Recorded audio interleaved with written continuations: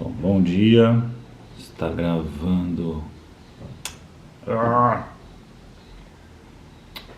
gravando aqui, tá gravando ali, muito bom. Então, bom dia aí, Pedro, Márcio, Padula, todo mundo aí que está presente, às 6h40 da manhã, 49 já, isso aí.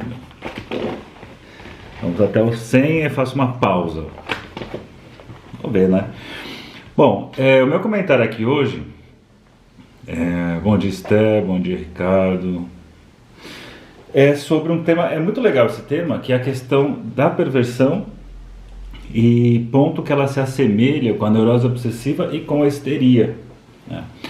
A questão diagnóstica é sempre complicada em psicanálise, né? Lancei recentemente o curso diagnóstico psicanalítico, que vai numa leitura mais psicodinâmica, mais um modelo assim das escolas britânicas, norte-americana.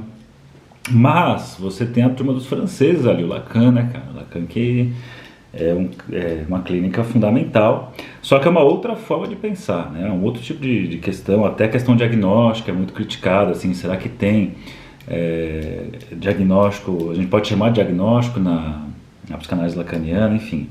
Mas temos lá o tal do diagnóstico diferencial, né? Ele é um diagnóstico que não está de acordo ali com o diagnóstico descritivo da psiquiatria, da psicologia e até de algumas psicanálises, que vai tomar ali os vários sintomas como sendo assim um apanhado de coisa. Então, esse sintoma mais esse sintoma mais esse sintoma significa que tal tipo de personalidade, tal tipo de patologia, enfim. Para os lacanianos é outra história, né? A questão é a posição do sujeito diante do outro. O que aconteceu? Tá sem som? Acho que não, né? Não teria porque tá sem som.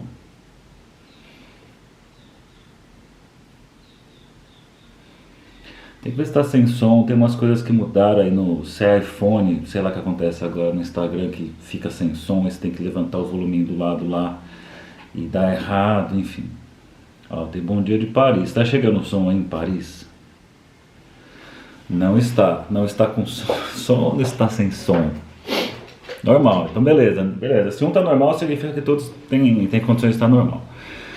Então, quando você fala de diagnóstico em psicanálise lacaniana, a gente está falando de diagnóstico diferencial e tem a ver com a posição do sujeito diante do outro. Por exemplo, grosso modo, você pega assim a questão, obviamente, na questão das neuroses, sempre a questão está no outro. Por isso que aquele papo assim, você percebe que você só fala dos outros e não fala de si, de você mesmo. Você precisa falar mais de você mesmo, não sei o quê. A gente não pode esquecer que sempre que o sujeito está falando do outro, está falando dele, né? Quando Pedro fala de Paulo, ser muito mais de Pedro do que de Paulo. Então, quando a pessoa está lá falando de um terceiro, não tem problema, né? Não tem problema nenhum estar falando de um terceiro, porque ao falar de um terceiro, ela está se posicionando como um sujeito diante do outro. E a questão diagnóstica vai por essa via. Mas eu não vou entrar nesse ponto. O ponto é uma questão que o João Dor traz no livro chamado Estruturas e Clínica Psicanalítica, em que você tem ali uma leitura do que seria o diagnóstico em psicanálise e pensar as estruturas a partir daí. Primeira coisa, pensar, ele abre ali falando da questão diagnóstica. Diagnóstico não é o diagnóstico descritivo dos sintomas, sim da posição do sujeito, não confundir a questão com traço estrutural que a pessoa tem. Então aquelas coisas assim, por exemplo, você pega uma pessoa dentro de uma estrutura neurótica obsessiva, mas que tem coisas da histeria. Então o que? Uma coisa ou outra? A pessoa que está numa histeria, mas tem características de uma neurose obsessiva. Então deixa eu ver assim, vamos contar quantos sintomas tem mais de uma, vai ser o que predomina, e essa aqui que tem outra, é só um detalhe ou outro? E não, né? Porque não vai para essa via das características da descrição dos sintomas, é muito mais a posição do sujeito. Então ele começa por aí, e aí ele vai mostrar a importância então do diagnóstico diferencial, e vai falar que a questão que nós precisamos ficar atentos é a posição do sujeito diante da castração, né?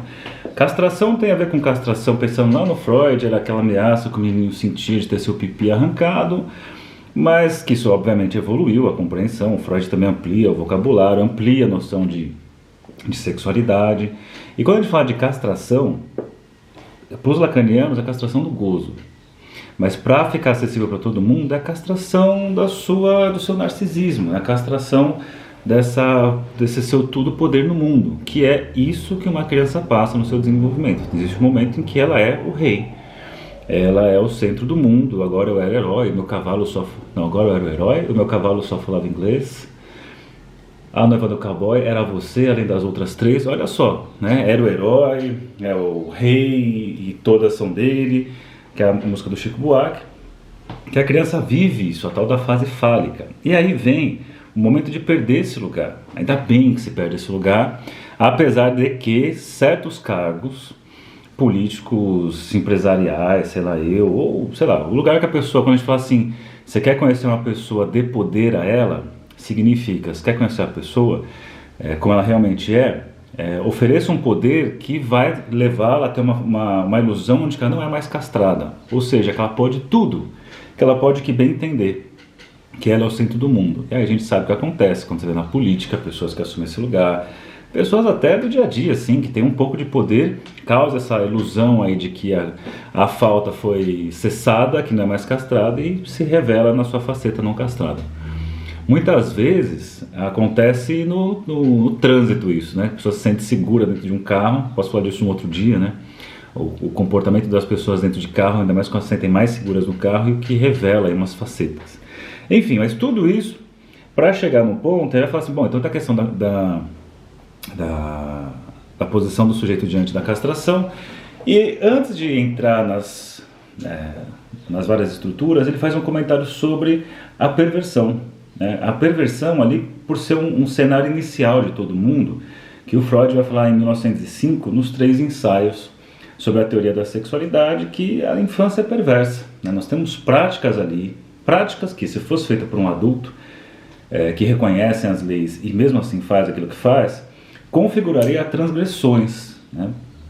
E então a nossa infância, então transgressões do tipo voyeurismo, sadismo, masoquismo em cima do outro, por exemplo, e que isso acontece na infância muito normalmente. As crianças exercem tudo isso, exercem esse poder sobre o outro, uso, abuso do outro, mas que depois, na passagem aí para fim do Édipo, que aparece a lei é subjetivada, que deixa de fazer essas coisas, abre mão disso, e que isso depois fica só como fantasias.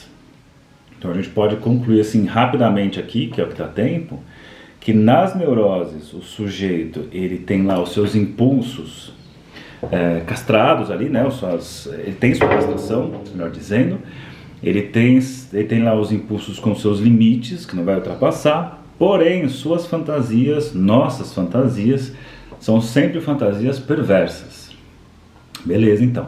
Então são fantasias perversas, e 2 palavras que o Jodor usa para pensar em perversão são as palavras transgressão e desafio. Ele fala que são 2 palavras que é muito característico da questão perversa. E é bem interessante porque, obviamente, a transgressão e o desafio ele pode estar presente em outras estruturas, mas de uma forma diferente vai acontecer. Então nesse livro, que é o Estruturas da Clínica Psicanalítica, no capítulo 6, ele fala assim, diagnóstico diferencial entre as perversões, a histeria e a neurose obsessiva. Então ele vai fazer ali, obviamente que isso é um começo, né? Você vai estudar isso aqui e você vai sentar a bunda e ficar assim meses estudando, e vai ter artigos aqui e ali, mas você tem que começar de algum lugar. O problema é quando você tem medo de começar de algum lugar e nunca começa. Então comece de algum lugar, ainda que insuficiente, mas é um começo. Então falar assim, a questão da transgressão e desafio na neurose obsessiva. E diz, o desafio está manifestamente presente em certos comportamentos sintomáticos dos obsessivos. Lembremos desse jogo. Lembremos desde logo, a este respeito, a propícia compulsão dos obsessivos ao engajamento em todas as formas de competição ou de ordem de domínio. O obsessivo está sempre competindo, sempre se medindo, sempre com a relação maluca com o seu ideal. E veja só, ele fala assim, o obsessivo faz esforços desesperados. Peraí, antes disso. No entanto, essa mesma dimensão, então é isso que está sempre competindo, essa mesma dimensão do desafio está ativamente presente no obsessivo. Então o obsessivo também apresenta a ideia do desafio. Mas vamos ver um detalhe diferente do desafio para a perversão. Então, nesta mobilização, percebe-se que por isso mesmo, qualquer possibilidade de transgressão é quase impossível. Então você tem a dimensão do desafio, a neurose obsessiva, mas você tem a impossibilidade da transgressão. Nessa mobilização geral em que o obsessivo desafia a adversidade, ele não parece poder fazê-lo senão em perspectiva de um combate regular. De fato, um obsessivo é bastante preocupado com as regras, porque tem muito da questão da fixação na fase anal, tudo é regra, é lei. Se aquela pessoa é obcecada por lei, por regras, sua identidade se estrutura nisso, como é que ela vai transgredir, né? Então diz assim, isto nos leva, de fato o obsessivo é bastante preocupado com as regras do combate e com a menor desobediência à regra. Isso nos leva a observar que o obsessivo faz esforços desesperados para ser perverso, mas jamais vai conseguir. É muito comum o obsessivo achar que é perverso, mas o ponto-chave, porque ele faz o desafio, né? Mas o ponto-chave é que não consegue transgredir.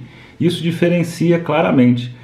Quanto mais o obsessivo se faz o defensor da legalidade, mais ele luta sem o saber contra seu desejo de transgressão. Aí você tem, né, os obsessivos caga-regras, que adora cagar regra para todo mundo, e essas pessoas que cagam muita regra para todo mundo e para os outros, na verdade estão lutando contra a transgressão que existe dentro delas. Lembra a perversão como a fantasia neurótica? Então, quanto mais é caga-regra, mais moralista, mais aquela pessoa super ortodoxa, religiosa, sei lá, dos bons costumes e não sei o que fica dando lição de moral em todo mundo, é meio que a própria pessoa falando para ela, tentando segurar os seus desejos de transgressão perversos. Porém, ele fala assim, o que o obsessivo ignora, nessa questão toda, é que ele é o único protagonista concernido.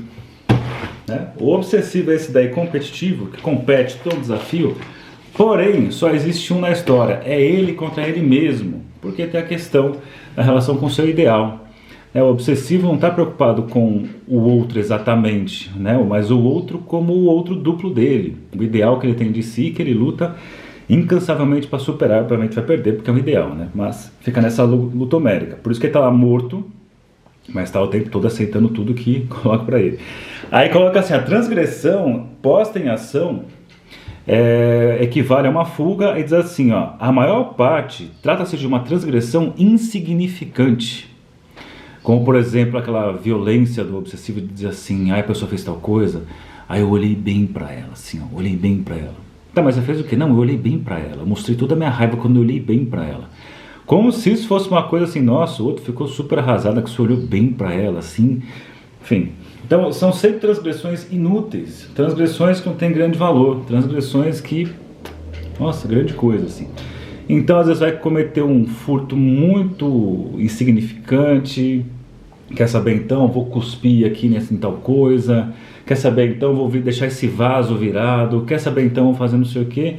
Coisas que, do ponto de vista da transgressão, não significam nada. Mas nas suas fantasias, por ter o desejo de transgressão, coloca ali o desafio, e nas suas fantasias, naquele momento ali, acontece essa pequena transgressão. E diz assim, para finalizar a questão do obsessivo, frequentemente um elemento motor alimenta esta dramatização, o acting out, que é a própria dimensão onde o obsessivo se autoriza a ser agido por seu desejo, com todo o gozo que daí deriva. Achei muito legal aqui o jeito que o Joel Dor, ele fala de acting out, quando a pessoa é agida por seu desejo. Até porque semana passada eu fiz uma fala aqui, diferenciando acting out e passagem ao ato, que são coisas que na abordagem lacaniana são bem diferentes. Por mais que digam que alguns digam que não tem diferença, não, para o Lacan é bem diferente, ele faz questão inclusive de mostrar no texto dele, no seminário, a diferença. Isso aqui é uma coisa, isso aqui é outra. Deixa eu ver se temos tempo. Não, eu não vou ter tempo, olha só, eu deveria falar também da diferenciação da perversão e histeria, não vai dar tempo, mas tudo bem, eu posso fazer isso essa semana ainda, né, para algum dos dias aqui, porque é muito legal a leitura que o Joel Dor tem da questão dos histéricos, que também tem essa posição do desafio e o jeito que é feita a tal transgressão. Eu vou interromper aqui, porque eu vou atender, só dizer então, essa semana eu comecei, ontem à noite eu coloquei, né, lá na plataforma Hotmart, eu peguei 3 dos meus cursos mais vendidos, mais procurados, que é o Manual da Psicoterapia, que é o do Winnicott, da Clínica e Teoria, e do Lacan, Estruturas da Clínica Psicanalítica, que esse assunto que eu estou falando aqui faz parte desse curso, eu peguei esses 3 cursos e coloquei lá com um descontão, metade do preço que eu cobro hoje em dia de um curso. Então quem tiver interesse depois, eu vou fazer a postagenzinha lá com contato, com acesso, e você entra lá caso tenha interesse. Esse tipo de raciocínio, diagnóstico diferencial, as estruturas de personalidade, como trabalhar na clínica lacaniana, pensar a questão das entrevistas iniciais, de fazer o diagnóstico diferencial, de começar o processo, de trabalhar o esquema L, né, que é muito legal para pensar a estrutura da sessão, para pensar as estruturas de personalidade a partir do esquema L, pensar o processo dentro do esquema L, e depois vem o quê? Depois vem a questão do tempo, o tempo lógico para o Lacan e para a clínica, enfim, tudo isso aí vai ter. Daqui a pouco eu faço uma postagem. Só eu falei com você lá, eu ainda não vi, galera. Eu tenho esse celular que eu tô fazendo aqui a live, que é o meu pessoal, eu tenho o celular que é o de mensagens automáticas, que eu vejo só em horário comercial e quando eu estou em intervalo de atendimento, né? Então daqui a pouco eu vejo, saibam que uma hora eu vejo, não se preocupe. Então não deu tempo de eu falar da diferenciação da perversão e da histeria, mas falamos aqui da perversão e da neurose obsessiva nesse ponto, da transgressão e do desafio. Claro que tem outros aspectos, mas é assim que o Jodor trabalha. Bom dia para vocês, boa semana para todos nós. Amanhã tem mais Bom Dia Psicanálise e tchau.